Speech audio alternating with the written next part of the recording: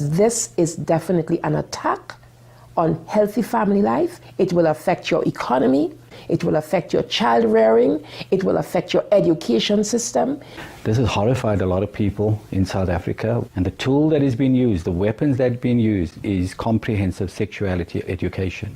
As president of the American College of Pediatricians, I am deeply concerned about comprehensive sexuality education for 4 reasons. First, it sexualizes children.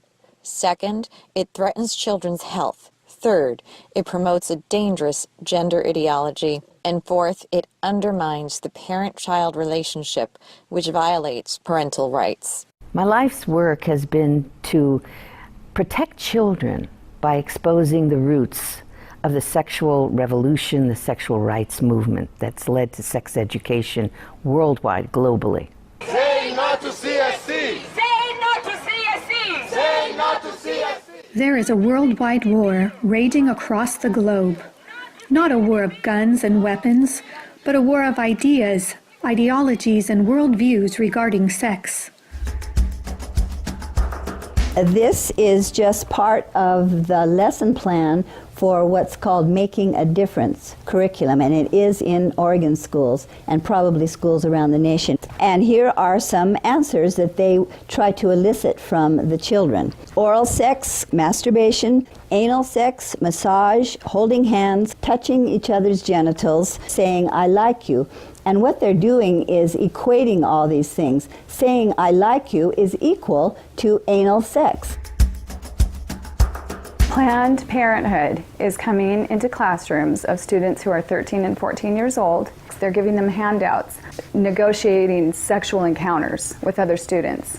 For example, there are statements like this: "Do you want to go back to my room? Do you want to get busy? Can I take your shirt off? It makes me hot when you touch me. Here, can you do that? Is it okay if I take my pants off?" This is outrageous. This should not be taught in the classroom. We are state legislators from Minnesota, and we are pushing hard against the agenda to sexualize our children. Minnesota is on the leading edge of this radical agenda, and we're trying our best to fight against it. They're pushing a comprehensive sexual education agenda, including the book, It's Perfectly Normal. It is pornography. It is something that even some of my colleagues, men especially on the House floor, did not want to look at. Showing children as young as 4th grade. In fact, it's recommended for 4th graders as their comprehensive sex education. We couldn't show this on the television news, but yet we want our 4th grade children to be looking at this book. When a child looks at a pornographic image, within 0.3 of a second, that's imprinted on his brain and her brain permanently.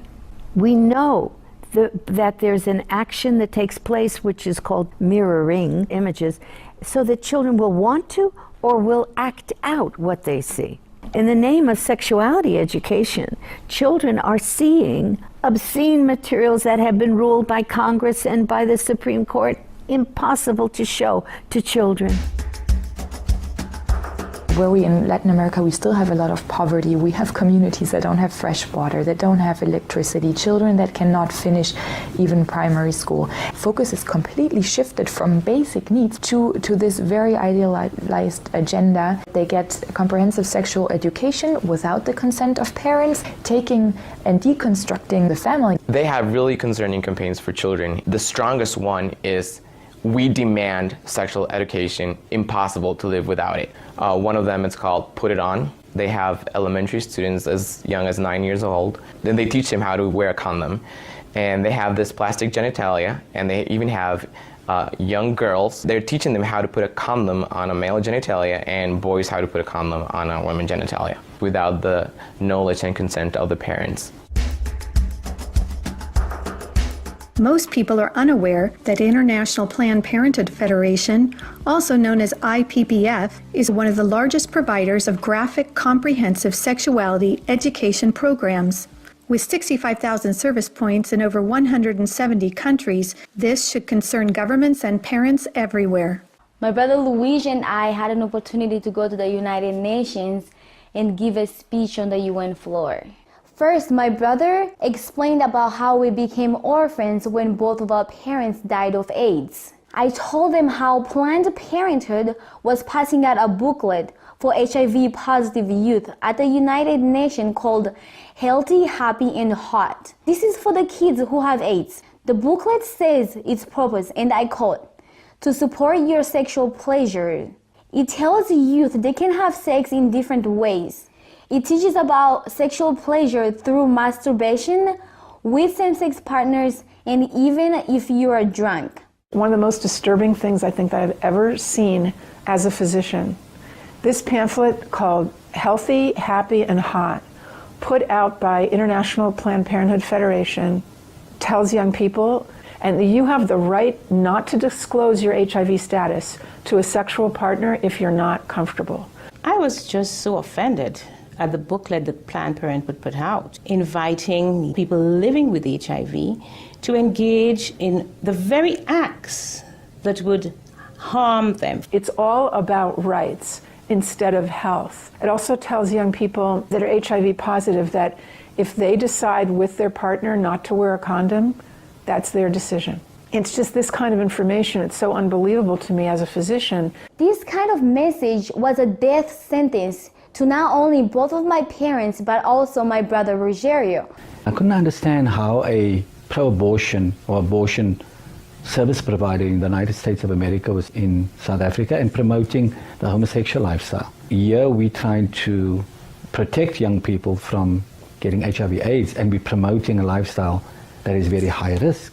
In Guatemala, an affiliate of Planned Parenthood is huge. They have more than 2,600 service points, 27 permanent clinics, and 5 mobile units. Planned Parenthood became very active in the 90s in Russia after the collapse of Soviet Union. They would provide textbooks for the Russian Ministry of Education and penetrate the official educational networks. Some of those textbooks were really bad and tried really to sexualize children. The Swedish Planned Parenthood presented a film of about 30 minutes, an animated film which is addressed to young people of 13 to 14 years old. It is called Sex on the Map. In this film, the young people are taught that anything is okay as long as you agree and it feels right for you. International Planned Parenthood Federation, especially in the Latin American region, is omnipresent. Be it at the mission at the United Nations, the person, for example, working on the actual language, drafting the document, is a direct International Planned Parenthood affiliate. We see the same thing in the Mexican government. They're usually the #1 advisor to the mission. They have a direct influence on the outcome documents, on what is established, what is negotiated at the UN. Planned Parenthood is one of the largest organizations in the world pushing sexual health and reproductive rights. What they mean by that is not so much about reproducing. It's not about health care for babies, for mothers who want to have babies. It's trying to prevent the birth of babies. Many of the key players that are advisors to the representatives of various countries, they're actually directly linked to International Planned Parenthood Federation. It's really striking how International Planned Parenthood Federation plays such a big role, and what we just can't put our finger on is how that happened. Margaret Sanger, the founder of Planned Parenthood Federation, she was part of the eugenics movement that she referred to black people as the weeds of society. She believed in this ideology that the weak people in society should be weeded out. They masquerade themselves as an agency here to help Africa plan its population. What they're trying to do is to suppress the African population. They do it through education, making sure that whatever reproductive health care is wanted is in the direction of not having children. The It's All One curriculum, also promoted by International Planned Parenthood, reveals the multiple manipulative tactics used to indoctrinate and sexualize children through CSE. Like other CSE programs, It's All One claims, among other things, to be evidence-based, comprehensive, human rights, gender-sensitive, and culturally appropriate education that will increase young people's responsible decision-making, to reduce adolescent rates of pregnancy and sexually transmitted infections, including HIV. It's All One, however, like most CSE programs, is really just cleverly disguised abortion rights, sexual pleasure education, masquerading as human rights, gender, and sexual and reproductive health education.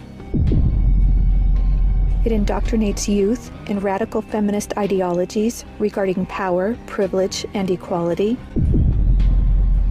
It aggressively promotes abortion with 112 references to abortion, manipulating young minds using scare tactics, telling girls, every minute of every hour a pregnant girl is dying, so we need to legalize abortion. Students are then required to read stories of girls who have had abortions so they can learn to walk in her shoes in the decision to have an abortion. Like other CSE programs, It's All One has an obsessive focus on sexual pleasure, mentioning sexual pleasure 62 times. It promotes multiple sex acts, the idea that one sexual practice is not better or worse than another, and instructs children on how to stimulate themselves or their partner to orgasm. Children are also asked to read personal stories about feeling sexually attracted to someone of the same sex. It also helps students identify the skills they need to be able to negotiate comfortable sexual relationships, and claims there is no right age to have sex, and that each person has to determine when he or she feels ready to have sex. To explore their readiness, children fill out a worksheet that infers children are ready to have sex when they are feeling close to the other person, when both of you want to have sex, when you are feeling sexually attracted to the other person, and when you're feeling comfortable about telling the other person what feels good sexually. It teaches that human rights encompass sexual rights, including alleged rights to all persons to sexual expression and the right to seek sexual pleasure. Students are also given a list of problems they can work on or advocate for, such as adolescents don't have access to sexual and reproductive health services, and where abortion is illegal, it is dangerous. It's All One curriculum has been in high demand since it was launched several years ago at the United Nations, with requests coming from more than 150 countries and from every state in the United States. This program has been taught to children across the world. It can be difficult to understand why any organization would promote promiscuity and high-risk sexual behaviors to children through comprehensive sexuality education. However, hooking children on sex is a multi-billion-dollar business for Planned Parenthood and other similar organizations. This is because children, or prospects, once sexualized, become Planned Parenthood customers dependent upon their services, and then are turned into peer advocates or educators, recruiting other young people as peer educators to generate even more customers for Planned Parenthood.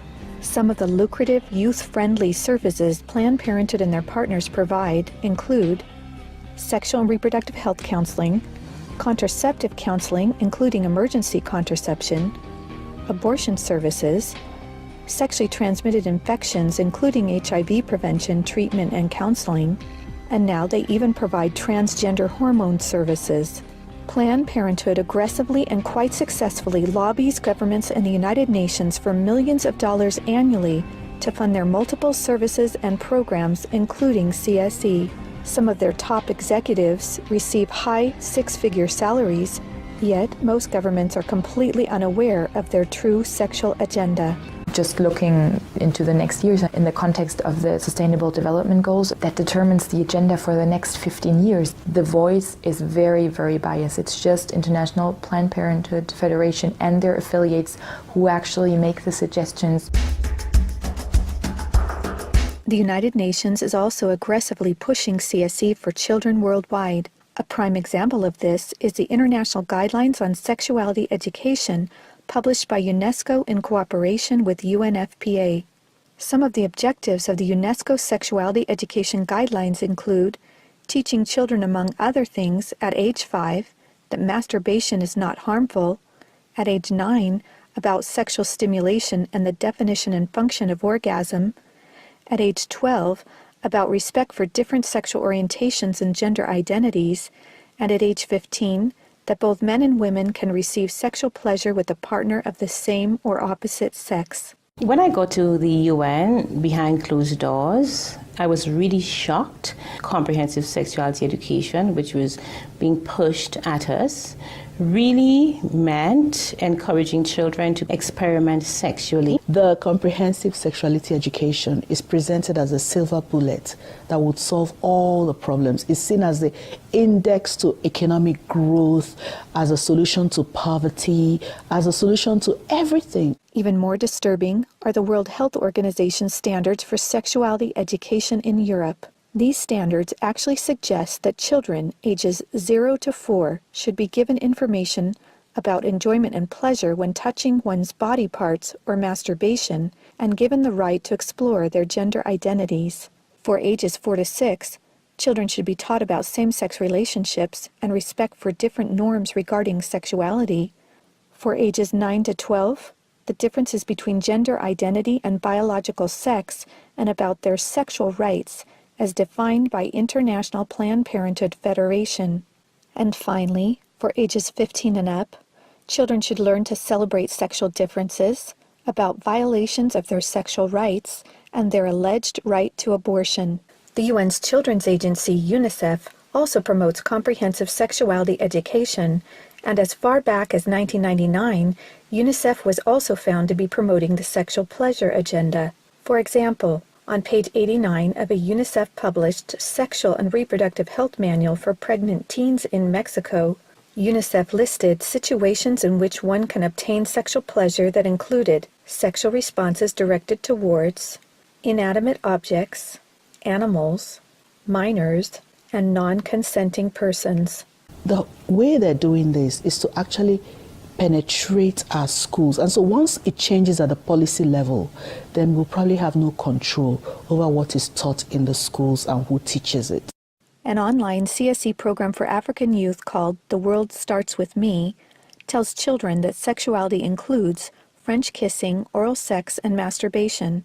It then tells them it's their own choice if they want to lose their virginity. It shows children pictures of naked girls and boys in various stages of development, and then asks them to point out differences in their private parts. Parents likely will never know, as it is all done online away from home. This program has been found in Kenya, Uganda, Ethiopia, and Ghana, and is probably in many other African countries. We have had several high-level visits to Jamaica and the Caribbean from Prime Minister David Cameron of the UK, from the Secretary General of the UN Ban Ki-moon, and from President Barack Obama. This is about pressuring the Caribbean to accept the sexual rights campaign. Letters have been written, try to get the Nigerian delegation to actually yield in matters of comprehensive sexuality education. The UN is for all countries, great and small. As such, it should not be used as a platform to advocate tendencies, ideologies, or ways of life that are at variance with its core principles and mandates. Many times we're cornered by other delegations seeking to impose a radical sexual agenda. We were confronted with a text that was replete with controversial issues, extremely divisive in nature. The Nigerian government was actually told by the Western countries that if they do not give in, that they will be denied foreign aid. Let me express serious concerns regarding UNFPA's attempt to discredit the government of Nauru and its permanent mission to the United Nations during these negotiations. UNFPA has tried to convince my country to change our positions on issues such as reproductive rights and comprehensive sexuality education.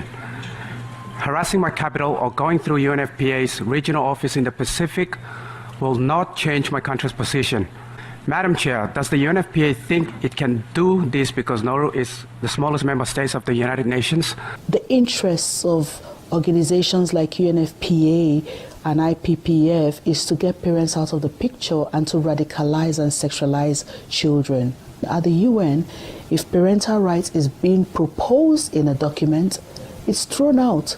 A report by the United Nations Special Rapporteur on the Right to Education, issued to the UN General Assembly, claimed that children have a right to comprehensive sexuality education, aimed, among other things, at abolishing guilt feelings about eroticism, and that will teach about the importance of sexual diversity. In comprehensive sexuality education, the approach is to celebrate sexual freedom or sexual license, to celebrate experimenting from a medical perspective. When sexual freedom is the priority, then sexual health is going to suffer. You just can't have it both ways. If a sexual education program is teaching a child or leading a child towards multiple sexual relations, early introduction to sexual intercourse, it is, by the data, a public form of sexual abuse. Out-of-wedlock births are going to skyrocket. They're going to have many more abortions. They're going to have much more STDs. The probability of depressions and anxiety directly out of matters sexual increase very significantly. So our country had a secret visit from the U.S. Special Envoy for LGBT Rights, Mr. Randy Berry. He was accompanied by the Senior LGBT Coordinator for USAID, Mr. Todd Larkin, to try and see what the Jamaican climate was regarding sexual rights and how they could influence change. We were able to notify the public about this visit and to send a very clear message to the U.S. government that Jamaica will not be pressured into changing our values and our culture that protects the family. The Center for Disease Control, in their own research, shared information that 2% of the population of the US are men who have sex with men. And of that 2%, they account for 68% of the HIV infection. And the government of the United States spends $12 billion annually just to take care of that. I actually had to say to them that Jamaica cannot afford to spend that kind of money. One of the handouts that concerns me the most is called the Genderbread Person.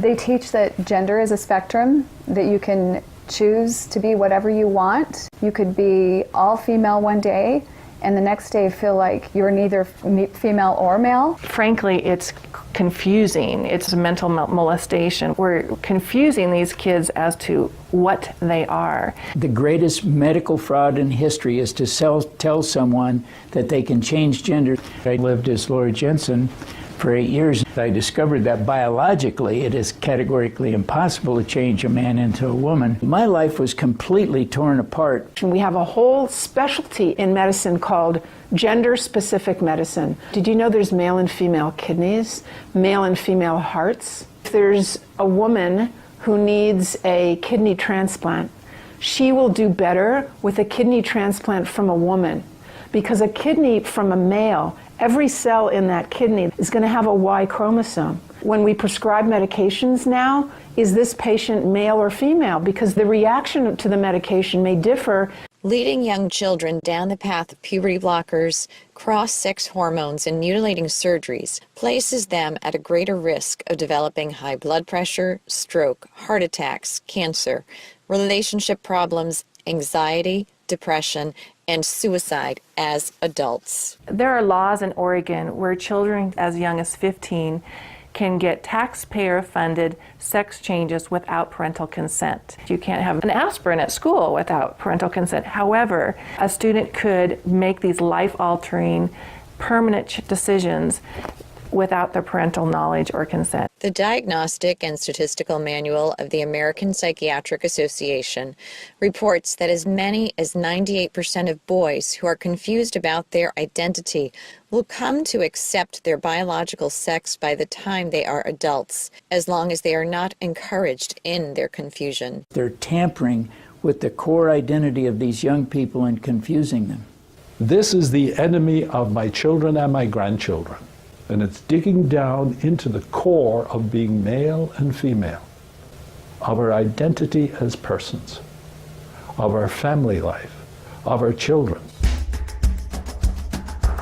The Minnesota State High School League created policy in sports which broke down the barriers of what gender identity actually is. They are no longer allowed to tell students you can or you cannot use a particular bathroom. The girls in the school that would actually try sometimes to go into the bathrooms just to get away from a boy, but now that's no longer possible because these boys can follow them right in.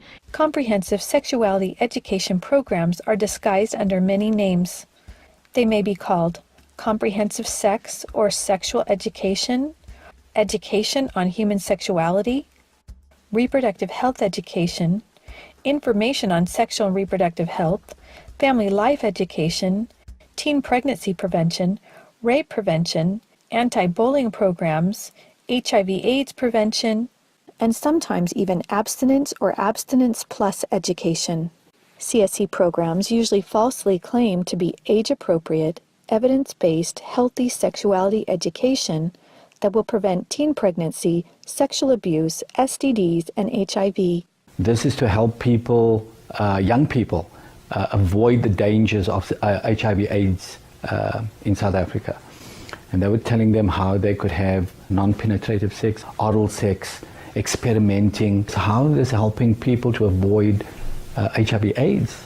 This pamphlet, or zine as they call it, is called Dry Humping Saves Lives. This means abstinence. So they suggest that children masturbate or masturbate in front of a mirror or in front of one another. Anal sex, oral sex, grinding, sleeping together, caressing, sexting. They suggest sexting, which would be getting your groove on, fluid-free, and again, this is abstinence to them, so they're actually encouraging sexual experience for children and calling it abstinence. Sexual rights, sexual education movements began with Dr. Alfred C. Kinsey. He was a professor at Indiana University. His book, Sexual Behavior in the Human Male, purported to say that everyone in the world was engaged in massive sexual promiscuity, that it was a global pattern of sexual behavior. Kinsey claimed that the research published in his book proved that children are sexual from birth, that children could engage in sex with no downside, no problem at all. Kinsey actually had pedophiles measure with a stopwatch how many children could achieve what he called orgasms within a 24-hour period. In his book, Kinsey defines orgasm for these children as fainting, as having convulsions, as screaming, as fighting to get away from the partner, what he called the partner. Kinsey documented the sexual abuse of children. Table 34 documents the sexual abuse by pedophiles of children from 5 months of age to 13 years, 317 children in that one table alone. The so-called research then, exploitation of these children, became the philosophies behind the entire structure of modern sexual education globally. Today, comprehensive sexuality education is based on this philosophy that children are sexual from birth, created by Kinsey. 3 main organizations that promote Kinsey's harmful sexual philosophies are the Kinsey Institute, Planned Parenthood, and the Sexuality Information and Education Council of the United States, also known as SIECUS. In fact, Mary Calderon, the main founder of SIECUS, was the former medical director for Planned Parenthood, and a former Kinsey Institute director, Wardell Pomeroy, was also a founding board member of SIECUS. These 3 organizations are all accredited by the United Nations and use their UN status to promote Kinsey-based sexuality education to children across the world. Say no to CSC! Say no to CSC! Say no to CSC! Say no to CSC! We have tried to stop it. We have tried to break the consensus and ensure that comprehensive sexuality education has no place in the United Nations agreed language. We've got to stop it. We've got to use everything at our disposal. We have to stand together to stop this attack against our children. The material was exposed by one individual, and the entire nation got wind, and as a result of it, it had to be withdrawn.